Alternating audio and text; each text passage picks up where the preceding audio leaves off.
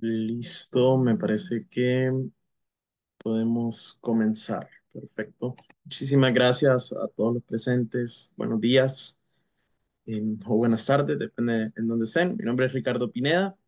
eh, Soy parte de Sustento Honduras, una de las organizaciones que participan en este nodo o este hub, perdón, regional del balance global independiente. Y hoy vamos a traer este evento de diagnóstico de la acción climática, en donde vamos a revisar y presentar nuevos perfiles climáticos desarrollados por el mismo IGST LACOP.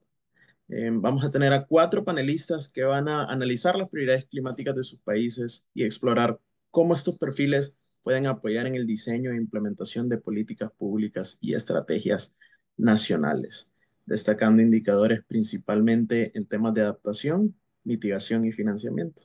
También vamos a reflexionar un poco sobre la importancia de implementar estos enfoques en otros países de la región para fortalecer la acción climática. Entonces, así se ve la agenda del día de hoy. Voy a empezar con una breve introducción sobre qué es el IGST Lab Hub, y luego vamos a pasar al conversatorio con nuestros cuatro expertos sobre los perfiles climáticos. Ellos van a poder compartir sus reflexiones, y al final un espacio para unas conclusiones también. ¿Qué es el hub de América Latina y el Caribe de la IGST? Pues este es un hub regional que emana del balance global independiente, el cual reúne la experiencia y visiones de defensores regionales del clima para garantizar que este balance global eh, sea lo más eficaz y relevante, tanto a nivel de la región, tanto en mantener la ambición de nuestros países. Esta es una iniciativa liderada por la Iniciativa Climática de México, en colaboración con el Instituto Clima y Sociedades en Brasil y el Climate Analytics Caribbean en Trinidad y Tobago. Y a través de este hub participamos múltiples organizaciones de la región, las cuales, además de muchas actividades que desarrollamos en conjunto, hemos logrado compilar estos diferentes diagnósticos sobre el progreso de la acción climática en nuestros países. Los objetivos del día de hoy es primero presentar estos nuevos perfiles climáticos desarrollados aquí desde la IGST LACOP, específicamente para República Dominicana, Panamá, Guatemala y Ecuador, ¿verdad? Vamos a analizar las prioridades climáticas nacionales a través de las perspectivas de algunos expertos que estarán aquí presentes y que voy a presentar en un minuto. Vamos a explorar el uso de estos perfiles climáticos como herramientas para fortalecer el diseño e implementación de políticas y estrategias nacionales, y vamos a dar reflexiones sobre la replicabilidad de estos enfoques en otros países de la región. Solo comentar que justo ahora tenemos disponible lo que es una nueva versión de la página web actualizada, en donde ya pueden acceder tanto a los perfiles de país que se han publicado en iteraciones pasadas, así como los que van a ver justo ahora, y más información sobre lo que es el balance independiente global, el balance global independiente, perdón. Entonces, justamente por el chat voy a compartir el enlace, eh, y comentarles que, bueno, este hub lo que busca es, al final del día, ser un espacio en donde podamos eh, continuar difundiendo este tipo de información como la que vamos a estar mostrando el día de hoy. Esperamos en el futuro poder incluso aportar más información referente a estos perfiles de país, y que logremos, de cierta manera, poder dar veeduría a estos procesos como el Global Stocktake, que son tan importantes y tan centrales dentro del Acuerdo de París.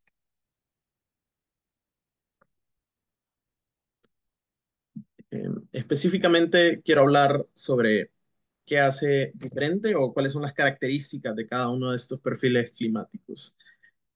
Primero es que identifican oportunidades clave para aumentar la ambición y para analizar el progreso de la implementación en la acción climática, ¿verdad? Estos revisan los instrumentos de política climática nacionales y consideran contextos tanto socioeconómicos como demográficos y otros. Eh, Muchos de estos perfiles climáticos también incluyen proyecciones de impactos climáticos, así como información sobre adaptación, sobre emisiones y sobre medidas de mitigación, así como indicadores de progreso en el tema del financiamiento climático. Entonces, lo que busca estos perfiles climáticos es, de cierta manera, dar una mirada en una lupa sobre lo que, sobre los principales temas que revisa el balance global. Solo que, claro, esto es desarrollado de manera independiente, en coautoría con expertos en política climática a nivel nacional, eh, así como en coordinación con los diferentes miembros de este nodo regional. Pero bueno, el objetivo de hoy es realmente escuchar cada uno de estos casos, profundizar y sobre todo compartir y debatir tal vez sobre cómo reflexionamos alrededor de, de este tiempo tan importante, pensando sobre todo en una COP que va a ocurrir en nuestra región y pensando también en lo difícil que ha sido mantener la acción climática y una desaceleración de muchas de las medidas de mitigación y descarbonización que se han visto a nivel global. Entonces, para eso tengo aquí a cuatro excelentes panelistas, las cuales van a estar liderando la conversación el día de hoy. Eh, Me gustaría presentarlas una por una y después darles el espacio eh, para que puedan platicar sobre su país. La primera panelista es Miquela Itzo, es la directora ejecutiva de Guaquía Ambiente de República Dominicana. Ella es especialista en temas ambientales, licenciada en ciencias ambientales con un doctorado en medio ambiente y territorio y una maestría en ingeniería del viento.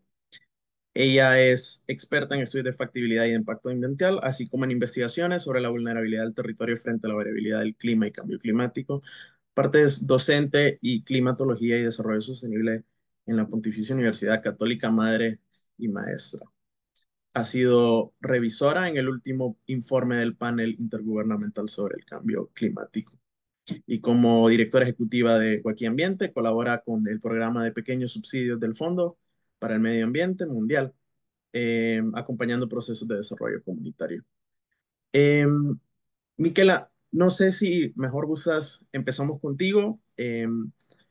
Las preguntas que tenía preparados para ustedes es, primero, y les muestro aquí en la pantalla, perdón, un segundito, es, primero, desde su perspectiva, ¿cuáles considera usted que son los aspectos más urgentes y prioritarios a abordar en materia de cambio climático en su país? Si gusta, comenzamos con usted y luego pasamos a los diferentes panelistas. Perfecto, Ricardo. Muchísimas gracias. Muy buenos días a todos y todas.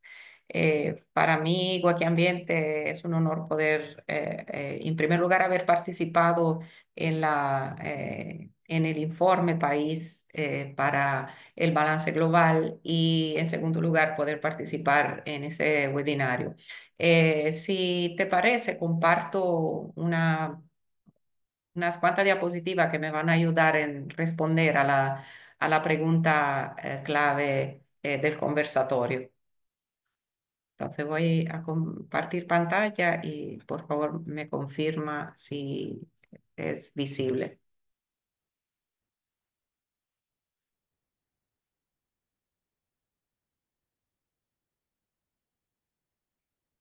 Listo, lo podemos ver. Logran visualizarla, perfecto. Pues realmente en tema, el diagnóstico ha contribuido de manera significativa a trazar un poco a visibilizar el panorama de lo que es el avance en tema de cambio climático en el país. La República Dominicana es parte de una isla que comparte, cuyo territorio es compartido con el vecino país de Haití, que es el más pobre del continente americano. Y en ese sentido, digamos, eso no es un dato irrelevante, sino que es un aspecto a tomar en cuenta para fines de entender la realidad socioeconómica y ambiental de la República Dominicana y entender también cuáles son los desafíos en temas de cambio climático, que es un elemento que añade una presión adicional al territorio. Eh, de manera muy sintética y para aterrizar un poco el conocimiento sobre el país y el contexto del país, la República Dominicana cuenta con una población poco superior a los 11 millones de habitantes a los cuales se añade una población significativa de migrantes, sobre todo haitianos, que muchas veces no son contabilizados de la manera oportuna. Repito, eso es un aspecto importante porque contribuye a definir el contexto socioeconómico en el cual el cambio climático impacta. Las emisiones per cápita son de 3,7 toneladas de dióxido de carbono equivalente, que en términos, digamos, de contribución al panorama climático global no son tantísimas. De hecho, el país contribuye a menos de los 0,1% de las emisiones globales. Sin embargo, desde el punto de vista de la emisión per cápita, son comparables con algunos países de ingreso medio. Es uno de los países de la región que presenta el mayor crecimiento del Producto Interno Bruto, sobre todo vinculado a la industria del turismo, aunque no solamente a ella, y por el otro lado presenta significativos elementos de degradación del territorio asociado a una erosión progresiva de los ecosistemas nativos. O sea, mientras por un lado, por ejemplo, hay política de reforestación, por el otro lado se está perdiendo bosque nativo. Entonces, eso, digamos, insertado en un contexto climático muy diverso, puesto que a pesar de las dimensiones muy reducidas del territorio, relativamente reducidas del territorio, y por ser parte de una isla, hay una variabilidad climática muy significativa. En ese contexto que se inserta el tema del cambio climático, que a nivel histórico ya ha manifestado sus impactos, tanto en términos de crecimiento de la temperatura, y aquí podemos observar algunos de los resultados de los estudios recientes en temas de tendencia climática histórica, como sobre todo en términos de modificación del patrón de lluvia, donde, digamos, las reducciones o crecimientos de las precipitaciones no se están observando de manera o distribuyendo de manera uniforme en el territorio, sino que están impactando de manera diferente diferentes áreas del territorio. Específicamente, el impacto de la sequía, sobre todo entonces de la reducción de los aportes pluviométricos, está ocurriendo en áreas que ya de por sí son caracterizadas por un clima árido.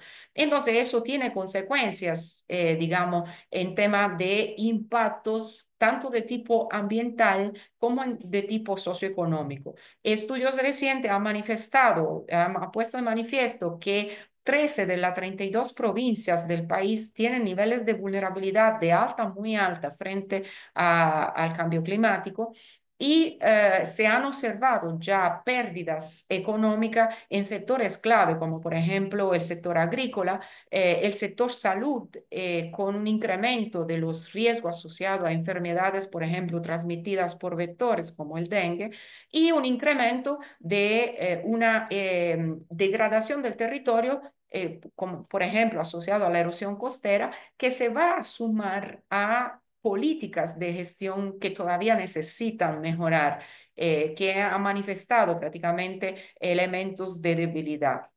Entonces, en sentido general, para poder entender cuál es la realidad del país, si por un lado en los últimos 15 o 20 años se ha avanzado significativamente en temas de marco político y de estructuración de un sistema normativo que está orientado a promover una mitigación y una adaptación al cambio climático apropiada, donde se encuentran los mayores desafíos es en fase de implementación y específicamente de sectores clave como el sector energético, porque efectivamente, aunque la República Dominicana haya avanzado, digamos, en la implementación, en el incremento de la incidencia de las energías renovables en su matriz energética, todavía es ampliamente dependiente de los combustibles fósiles para la provisión energética, tanto en temas de electricidad como en temas de transporte.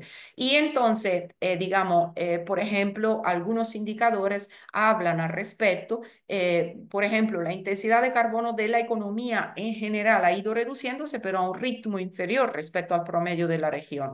Y si vamos específicamente al sector energía, casi el 70% de las emisiones dependen de gases de efecto invernadero dependen del sector energía y más del 70% de la matriz energética nacional deriva de combustibles fósiles, tomando en cuenta que el principal es el petróleo. Hace pocos años que se instaló y puso en funcionamiento una de las mayores centrales de combustión a carbón en el país, que contribuye prácticamente al 40% de la generación de electricidad, de la demanda de electricidad del país. Entonces, aunque, digamos, la participación de las energías renovables ha ido creciendo en la última década, sin embargo, contribuye a menos del 5% en tema de matriz energética nacional y de respuesta a la demanda de electricidad del país.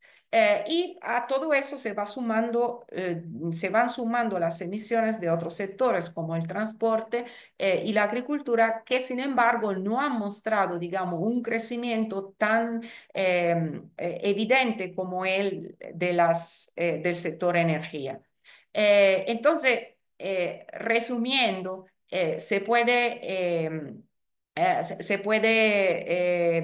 digamos, afirmar que definitivamente la República Dominicana tiene las bases para impulsar tanto la mitigación como la adaptación al cambio climático a nivel nacional y contribuyendo, digamos, a las metas globales. Sin embargo, los desafíos mayores están asociados a una efectividad, una mayor efectividad de esas políticas a nivel de territorio.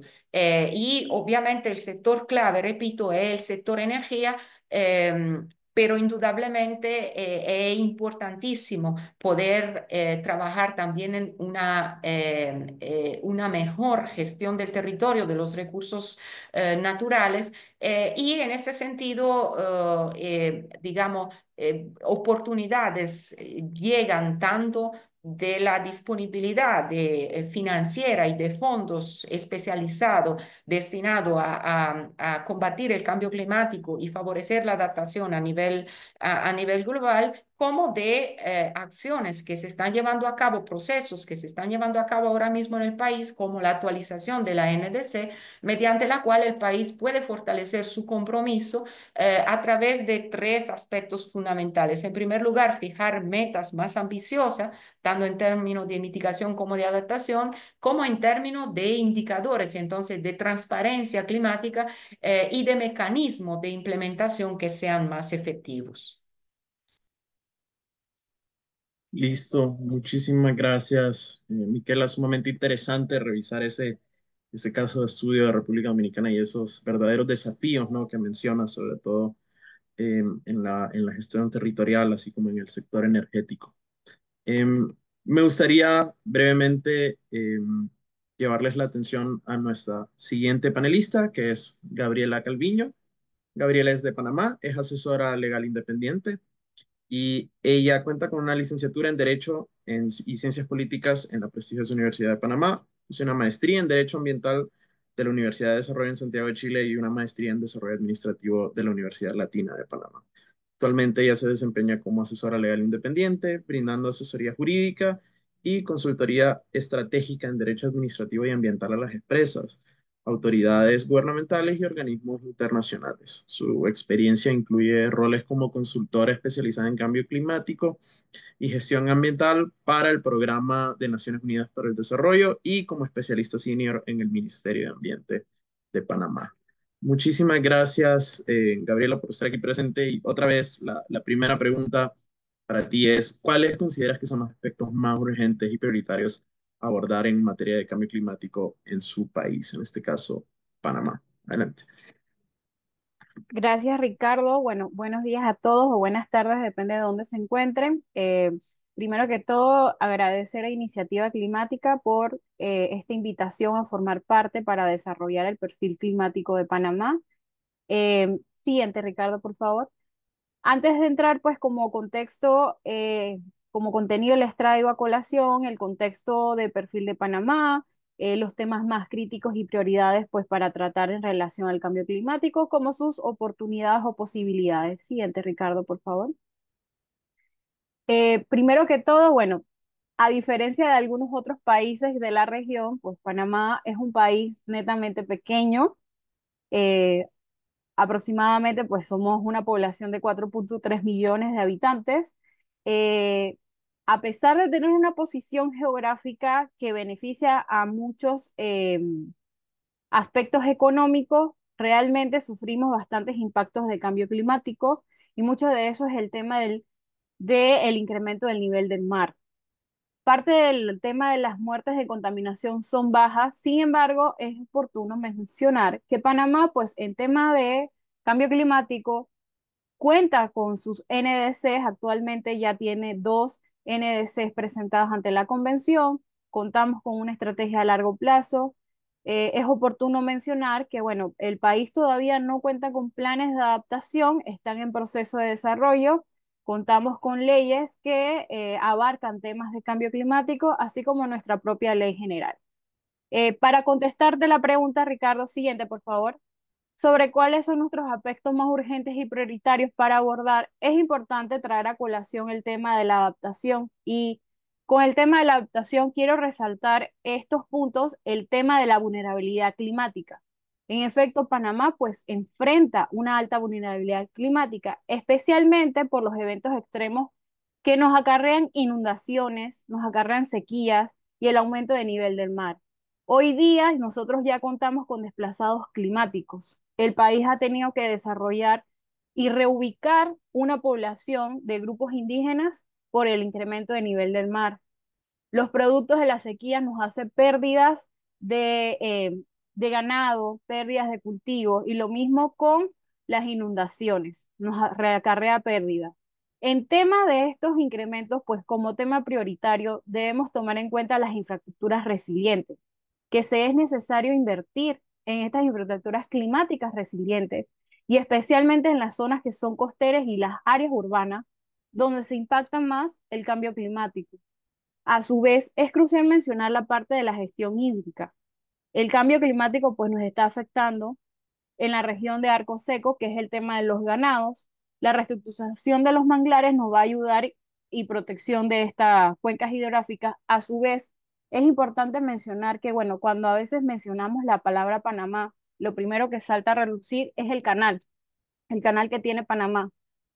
Todas estas afectaciones de impacto ambiental, pues no solamente afecta al país, sino que repercuta afectaciones hacia la afuera de manera internacional económicamente.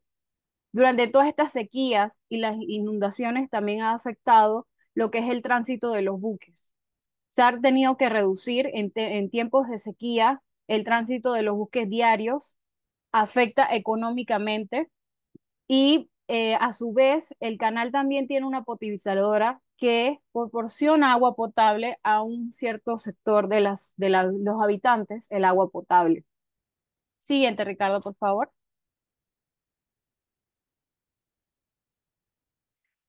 En materia de mitigación, es importante mencionar que las reducciones de las emisiones de Panamá, pues desde su NDC ha establecido que contempla que al 2050 Panamá va a lograr una reducción de emisiones totales del sector de energía del país por lo menos un 24% y al 2030 un 11.5%. En ese sentido, es importante mencionar que el país, a pesar de no tener altas emisiones globales de gases de efecto invernadero, el sector de energía que abarca transporte también hay en esta categoría, como el sector de agricultura, son los sectores que más emiten en el propio país y es importante poder implementar una transición justa en estos aspectos. Entonces, es urgente acelerar nuestra transición energética en temas renovables. El país, sin embargo, pues tiene una alta en distribución energética, lo que es lo de la hidroeléctrica. También contamos ya con temas renovables.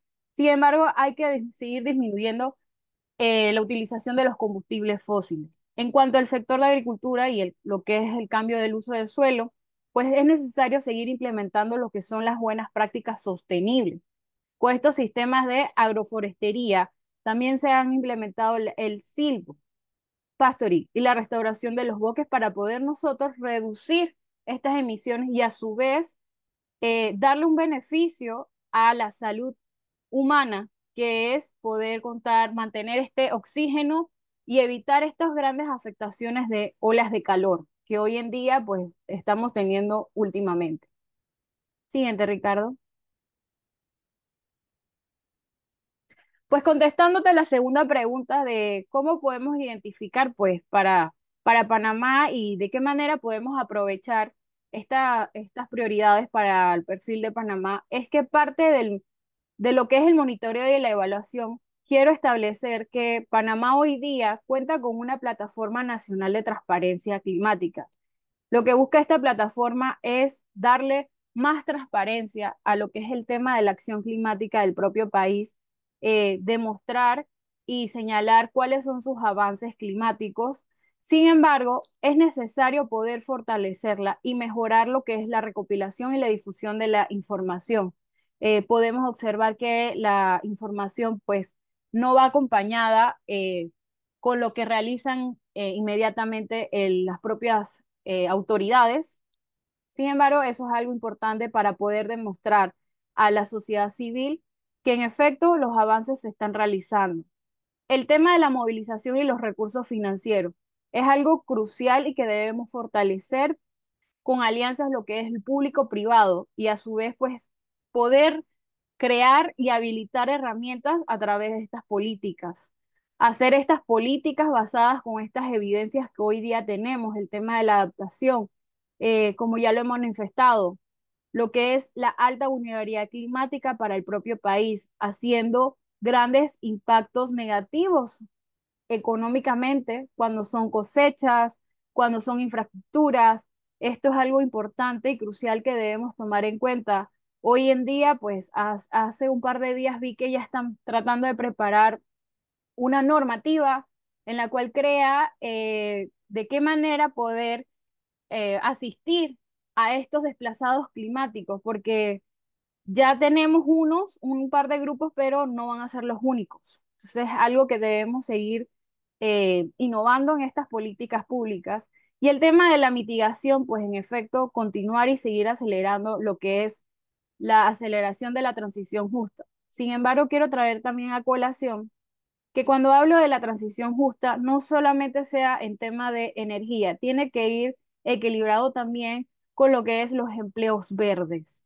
Tenemos que ir paralelamente porque muchos de los empleos que hoy día quizás ya dejen de existir y por ende la transición justa debe ir paralelamente en todas las habilidades y mecanismos que vamos a realizar con estas políticas de manera en temas de adaptación como mitigación y el tema del financiamiento.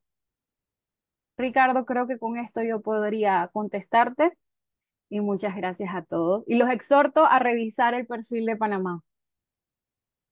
Muchas gracias, Gabriela. Sumamente interesante esas conexiones que hacía, sobre todo en sentido de vulnerabilidad climática y esos impactos, ¿no? Que me decís que se reflejan en algunas de las actividades económicas más importantes de Panamá, como lo es el canal. Creo que eso nos muestra de cierta manera lo importante que son estos impactos y lo urgente que es atenderlo, ¿no? Entonces te agradezco y igual creo que vamos a tal vez dar unos pequeños minutos en la conclusión para que cada panelista tal vez pueda hablar un poco más sobre qué oportunidades concretas tal vez logran identificar en respecto a sus países. Pero por ahora me gustaría presentar a la siguiente panelista de Guatemala, que es Jenny Isabel Vázquez. Jenny tiene 18 años de experiencia en la administración pública en la Agenda Internacional de Cambio Climático, en el seguimiento a la Convención Marco de las Naciones Unidas sobre Cambio Climático y en organismos internacionales de cooperación internacional. Jenny ha colaborado en la elaboración de diversos instrumentos de política pública sobre cambio climático y actualmente es consultora con diversos organismos como es el PNUD, la OIM y CANLA. Un gusto tenerte acá, Jenny, y bueno, nos gustaría escuchar más sobre esta experiencia en Guatemala.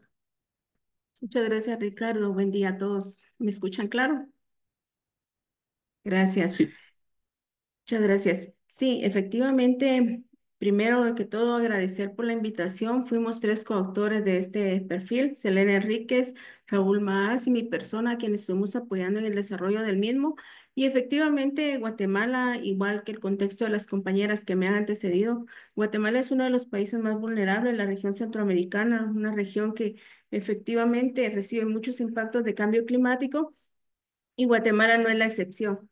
Efectivamente, la estructura de Guatemala ha permitido que exista un Consejo Nacional de Cambio Climático entre la estructura derivado de una ley marco de cambio climático que ha permitido eso, entrelazar toda la institucionalidad pública y otros actores como el sector privado, sector público, sociedad civil, pueblos indígenas, municipalidades, y todo esto ha permitido que vaya un andamiaje más de la mano con múltiples actores. Derivado de ello, Guatemala a la fecha ha presentado un informe bienal y está en proceso del bienal el informe de transparencia reforzada que está por presentar para su examen final. Y efectivamente, como hemos compartido, tienen un marco político, nacional, jurídico, legal y técnico instrumental que Guatemala le ha permitido ir evolucionando desde el 2009, 2013, llegamos a una transición de las primeras leyes marco de cambio climático y eso ha permitido que el país vaya evolucionando en las acciones. Efectivamente, Guatemala presentó su NDC en el 2021 con una meta del 11,2 como meta y con recursos de la cooperación internacional con un 22,6%. Efectivamente, acá solo les doy como la instrumentalización y el contexto que el país cuenta. Efectivamente, hay otros instrumentos que el país ha dado, como es un Fondo Nacional de Cambio Climático, en materia de financiamiento, que eso nos ha permitido hoy en día tener recursos propios del Estado para implementar algunas acciones de cambio climático, adicionalidad al presupuesto nacional donde se ejecuta con otros ministerios. ¿Podrías pasar a la siguiente, Ricardo, por favor? Efectivamente, son muchos desafíos y orientado mucho al perfil diagnóstico que pudimos cooperar y colaborar con ustedes. Efectivamente, Guatemala en su NDC, en su Plan de Acción Nacional de Cambio Climático y en su estrategia de largo plazo, Guatemala tiene sectores priorizados y entrelazados uno con otro. Entonces, eso ha permitido que vayan como respondiendo en el Plan de Acción Nacional de Cambio Climático a medidas de adaptación y en la estrategia de largo plazo a medidas de mitigación. Efectivamente, cada uno tiene metas diferentes, pero están alineados dentro de la NDC. Y como ustedes pueden ver acá, para adaptación, Guatemala priorizó 6 sectores para adaptación, con 19 metas representativas dentro de la NDC, y en mitigación tiene 5 sectores, priorizando 8 metas. Cada uno con metas diferentes, metas que han permitido responder de manera coherente, pero como lo que mencionaba Micaela, ahora el reto es la implementación, ¿no? El reto es llegar hasta lo local, lograr que todas esas acciones puedan derivarse en una implementación efectiva. Efectivamente, las necesidades y vacíos siempre van a existir en estas acciones, pero yo creo que lo ideal desde el punto de vista como consultor independiente ahora, no como gobierno, les puedo decir que es por tener esas alianzas con los diferentes sectores, llegar desde el sector privado, llegar a la sociedad civil, llegar con Guatemala siendo un país donde la representación de pueblos indígenas es muy fuerte. Es de suma importancia que todos estos actores estén representados en todas estas instancias de gobernanza interinstitucional, multisectoriales, multiactores, ¿verdad? Entonces, esta parte nos ha permitido a nosotros ir caminando. Efectivamente, hay debilidades, las líneas de información, las líneas bases de información de suma importancia para cada sector. Cada sector tiene avances importantes como el sector energético en Guatemala, que el 65% es de energías renovables, que eso nos da un valor y suma en el valor de las metas de la NDC.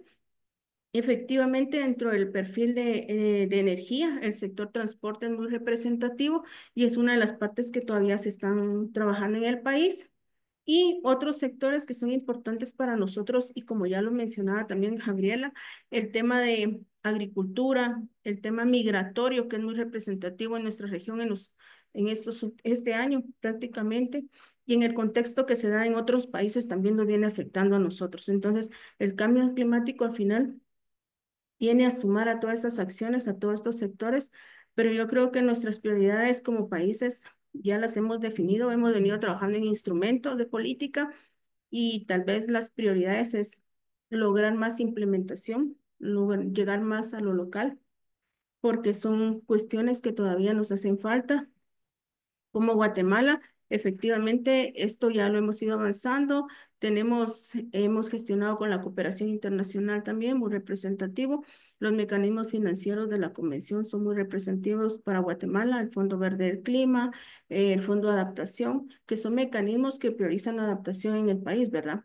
Porque sabemos que nuestras emisiones son muy pocas, pero nuestra vulnerabilidad es más. Entonces, toda esta clase de acciones yo creo que son muy bien planificadas, pero también nos falta el fortalecimiento de capacidades, ¿verdad? Entonces yo creo que por esa línea nos iríamos a la respuesta 2, ¿verdad, Ricardo? De que hay muchas cuestiones que todavía tenemos que hacer, es aumentar. Esta diapositiva nos muestra algunas de las cosas que hemos tomado en cuenta, aumentar las medidas de adaptación, que efectivamente van a atender más las acciones locales, el cumplimiento de las medidas de mitigación, mejorar la métrica de los inventarios y las líneas bases de información, porque sin información no sabemos el camino hacia dónde vamos y qué queremos. Muy marcado esto en el perfil que podemos contribuir. Ustedes cuando lo visiten y vean todas las consultas que puedan tener ahí, efectivamente fue un ejercicio muy bueno porque nos da un diagnóstico de cómo están los países y también qué cosas debemos de mejorar. La búsqueda de financiamiento, indudablemente, yo creo que esa es una de las cuestiones más puntuales que necesitamos, porque sin financiamiento los países efectivamente contribuimos con el presupuesto nacional, pero no es un financiamiento que nos permita abarcar todas las necesidades que necesitamos como países. Y los sistemas de monitoreo y evaluación que actualmente yo creo que muchos países estamos evolucionando en ese término, estamos avanzando como sociedad civil. Les puedo contar que hicimos un ejercicio así muy breve, pero todavía falta mucho tema de fortalecer capacidades a lo interno para que vayamos comprendiendo hacia dónde vamos. Y por último, tal vez la inclusión de género, pueblos indígenas está muy marcado, pero el tema de derechos humanos todavía no hemos logrado ahí entrelazar cómo alinearnos con estos temas, cómo responder efectivamente. Hay muchos expertos, muchas personas que conocen estos temas, pero a un nivel local, a un nivel técnico, para ir desentrampando todas estas cosas, todavía estamos muy empezando y la participación efectiva de la gobernanza climática, la sociedad civil, sector privado, muy importante mencionarlo, y yo creo que esto es lo que nos hace falta un poco también, esas alianzas. Como países hemos solucionado en algunas cuestiones. En el caso de Guatemala es muy importante el sector privado porque ha estado muy involucrado el sector cemento en temas de inventarios, pero también es importante ver dónde pueden contribuir para hacer cuestiones más puntuales. Entonces, ahí estaríamos, Ricardo. Muchas gracias. Muchas gracias, Jenny, por este tan interesante, ¿verdad? Perfil que han elaborado. Me llama la atención tal vez esos contrastes en respecto a los dos anteriores países que vimos, por ejemplo, el caso de Guatemala con una matriz energética mucho más renovable que tal vez lo que veíamos en Panamá o en República Dominicana, pero siempre con suficientes desafíos, ¿no? Para el cumplimiento de estas metas, tanto de mitigación como en el resto de la ambición climática, ¿no? Entonces, agradecerle por eso y me gustaría rápidamente pasar a nuestra última panelista del día de hoy, que nos va a brindar una perspectiva sobre Ecuador. Su nombre es Pamela Olmedo Martínez. Ella es actualmente coordinadora técnica nacional de la Iniciativa Regional Andes Resilientes para el Cambio Climático en Ecuador. Es economista, máster en desarrollo económico y especialista en gerencia para el desarrollo. Desde la última década ha trabajado como consultora para diversas ONGs y organismos de cooperación internacional, liderando procesos de diseño, monitoreo y evaluación de programas en ámbitos como adaptación al cambio climático, gobernanza, vulnerabilidad social y equidad de género. Y Pamela, para recordarle nuestras dos preguntas es, desde su perspectiva, ¿cuáles era que son los aspectos más urgentes y prioritarios a abordar en materia de cambio climático, en su caso en Ecuador? Y segundo, teniendo en cuenta estas prioridades climáticas identificadas, ¿cómo podrían aprovecharse insumos como estos perfiles en el diseño y ejecución de políticas públicas? Adelante, Pamela. Muchas gracias por estar aquí presente.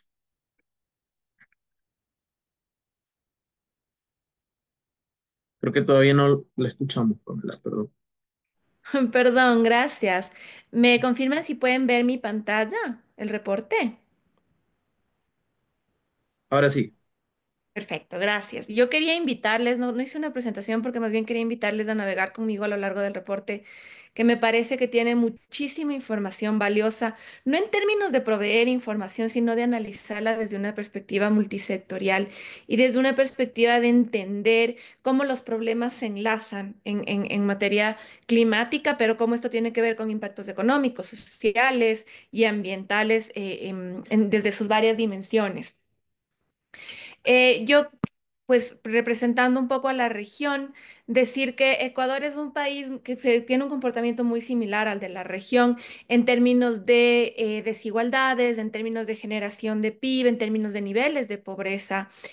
Y que también nos sucede que el aporte y la contribución de la emisión de gases de efecto invernadero no es considerable en relación a la media de la región. El país aporta con cerca de 4 toneladas em, de CO2 equivalentes, cuando en la región se emiten cerca de 8. Y sin embargo, somos un país climáticos son fuertes en la naturaleza, pero también a nivel de la sociedad. Yo quiero abordar los mayores retos en los 4 ámbitos en los que nosotros en política climática solemos referirnos, que son adaptación, mitigación, financiamiento y como medios de implementación.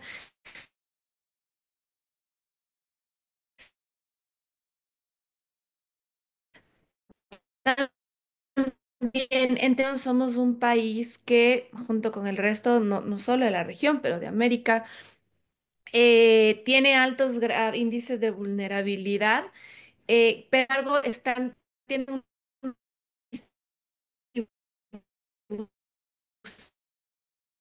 que afecta a nuestros cantones, es diverso entre cantones en el territorio y eso implica un reto superior a la hora de hablar de resiliencia y de generar mecanismos de resiliencia en la población, porque hay que hacer un trabajo muy de acupuntura con el territorio en particular con el que queremos fortalecer frente a un determinado riesgo climático.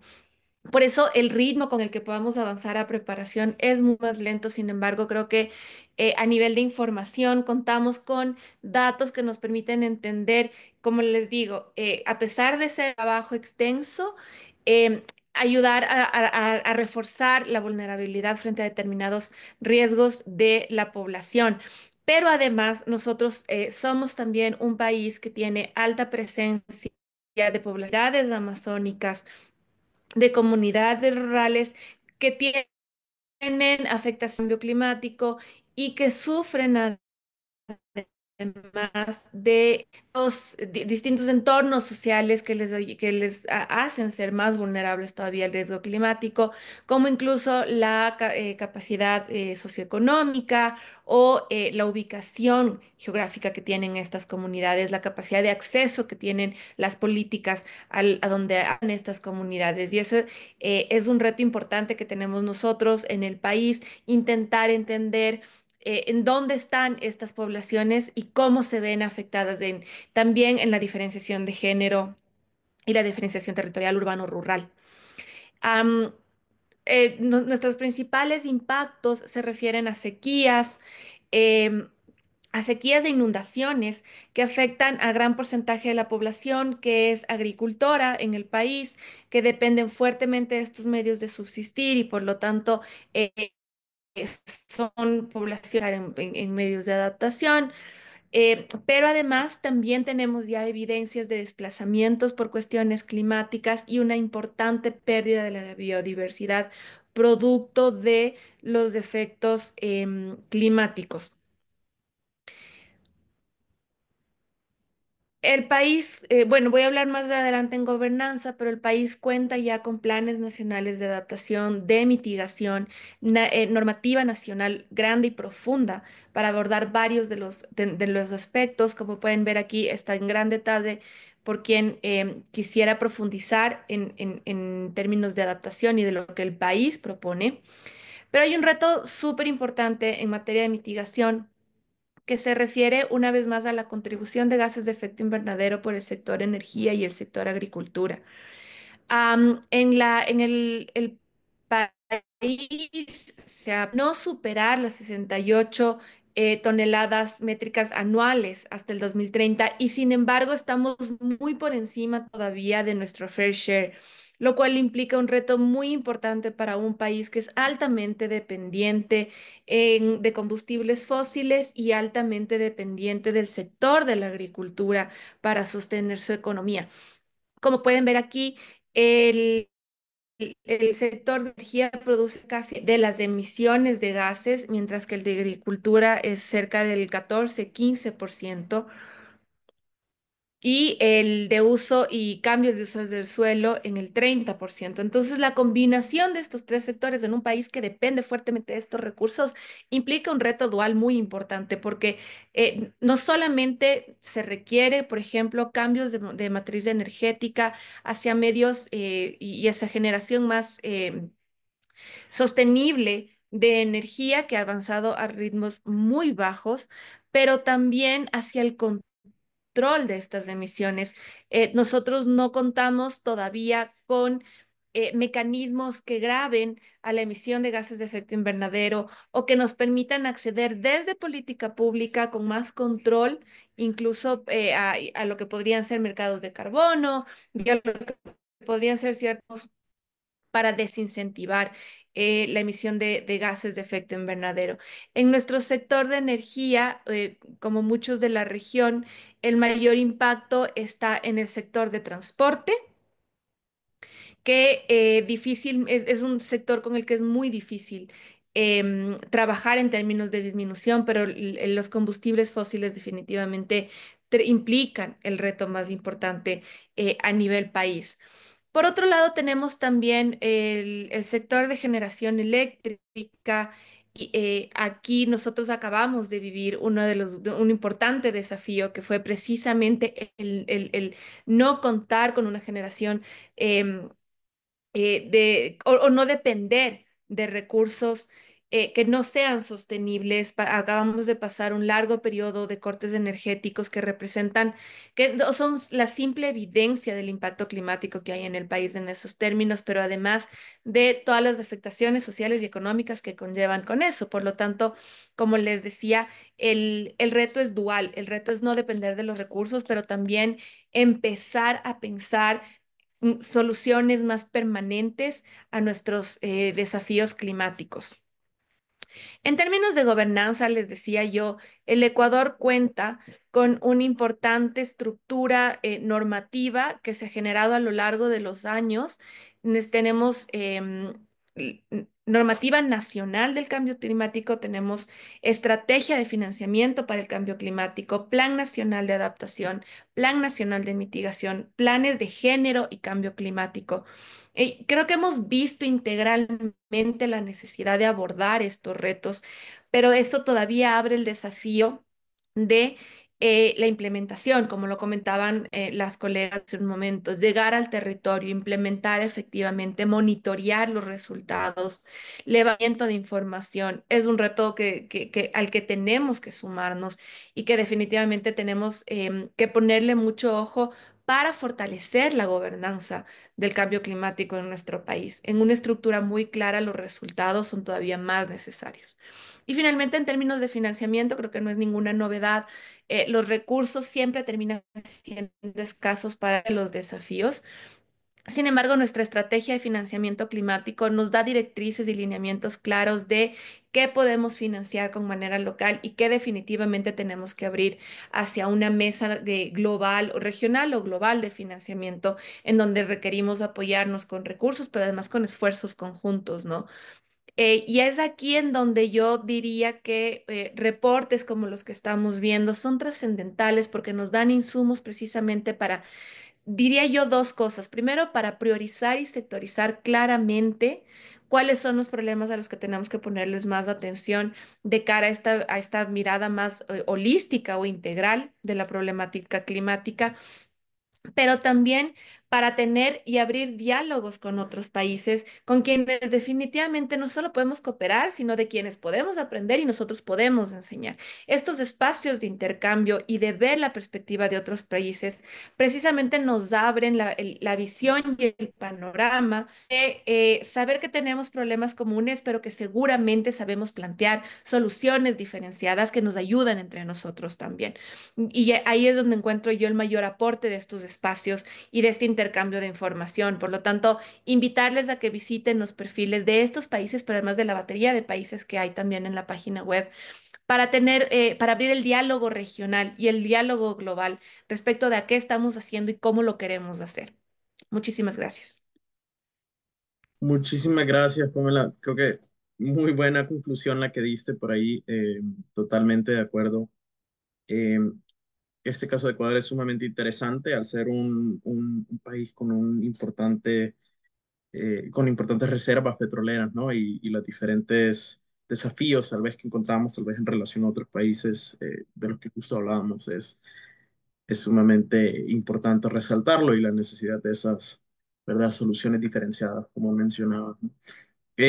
Mencionar muy brevemente que en mi caso yo soy de Honduras y nos parece, aunque tal vez nosotros no tenemos un caso de país todavía, sí hemos notado por lo menos que existen ciertas diferencias de, por ejemplo, las emisiones que se reportan a nivel de las secretarías y de los equipos técnicos versus lo que tal vez se menciona a través de bases de datos como el Global Forest Watch, por ejemplo, con las emisiones de cambio de uso de suelo o las imágenes satelitales que reportan diferentes tasas de deforestación a lo que se está reportando localmente, resaltando la importancia de estas perspectivas independientes, de este balance global independiente, que al final del día puede utilizar otros datos que puedan prevenir, por ejemplo, de la academia, espacios que ya han sido previamente validados y que puedan, de cierta manera, asegurarnos de que quienes reporten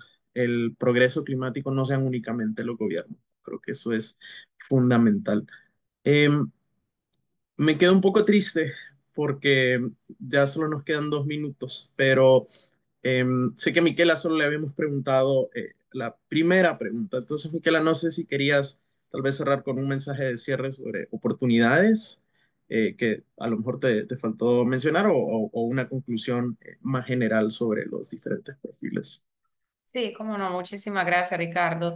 Realmente coincido perfectamente con lo que han dicho las demás panelistas, o sea que esos espacios son muy relevantes para poder fortalecer las redes entre países, las redes territoriales y mostrar que los países no están caminando solos, sino que se está trabajando para alcanzar un objetivo, una meta comunes y que es posible unir esfuerzos y aprender incluso de las lecciones o experiencias desarrolladas en otros países. Solamente, digamos, para aterrizar de manera clave y, digamos, sintetizar aún más cuáles son las prioridades para ahora mismo para el país. Indudablemente, la intervención en el sector energético y transporte uno a por las implicaciones que eso tiene, tanto en términos de mitigación como de adaptación al cambio climático, por la relevancia que el sector energético tiene, digamos, en la vida de la población de un país. Y luego, una planificación y uso del territorio que sea coherente con las características dinámicas de los ecosistemas existentes y en la República Dominicana, un elemento clave es repensar el sector turismo, repensar el modelo turístico que se está vendiendo y que constituye una de las principales entradas de la economía de la economía dominicana, porque el modelo que se sigue implementando es el modelo de Punta Cana, prevalentemente basado en el todo incluido, al cual están asociados muy pocos beneficios para las poblaciones locales, pero sí muchas externalidades a nivel de territorio. Entonces, el tema clave es eso para que la transición sea efectivamente justa. Y finalmente, para la adaptación es fundamental mejorar la producción y acceso a datos hidrometeoclimáticos. ¿Por qué? Porque eso es clave para poder conocer el territorio, mejorar las predicciones y previsiones en tema de fenómeno meteoclimático. Y ahora mismo estamos prácticamente en pañales porque hay una densidad de estaciones por lo que se refiere a la red oficial de solamente una estación cada 930 kilómetros cuadrados. Eso da una idea de lo que es el bajo nivel de conocimiento y de datos, sin mencionar después toda la dificultad de poder acceder a esos datos hidrometeoclimáticos. Entonces, esos aspectos son realmente los prioritarios y definitivamente, digamos, partimos de una buena base, o sea, un marco político y normativo significativo, pero sí definitivamente hay que impulsar una mayor efectividad en la implementación y en este sentido, espacios como eso del balance global pueden apoyar significativamente porque crean, digamos, una voz de alerta, de visibilización de lo que es el panorama nacional de los diferentes países. Muchísimas gracias, Miquela, y muchísimas gracias a todas nuestras panelistas el día de hoy, a Gabriela, a Jenny, Pamela. Realmente nos parecen sumamente ricos estas discusiones, estas valoraciones, sobre todo en base al contexto, ¿no? A estas nuevas NDC, aún por ser publicadas por muchos de nuestros países, así como esta COP30 tan importante para la región, que ahora parece estarse posicionando en temas tan claves como los que mencionaban, como lo es la adaptación climática y un financiamiento justo que pueda apoyar a las medidas de implementación. Entonces, por ahora, creo que aquí dejaríamos el panel sin antes agradecerles, sobre todo a nuestras expertas, así como a las organizaciones que han convocado este evento, a la Iniciativa Climática de México y sus colaboradores, el Instituto Clima y Sociedad y Climate Analytics Caribbean, quienes juntos están liderando esta iniciativa del Hub Regional del Balance Global Independiente, quienes están publicando no solo estos casos de estudio, sino otros que se han publicado previamente que los invitamos a conocer a través del sitio web. Muchísimas gracias a todos entonces y que pasen un feliz resto del día. Hasta luego.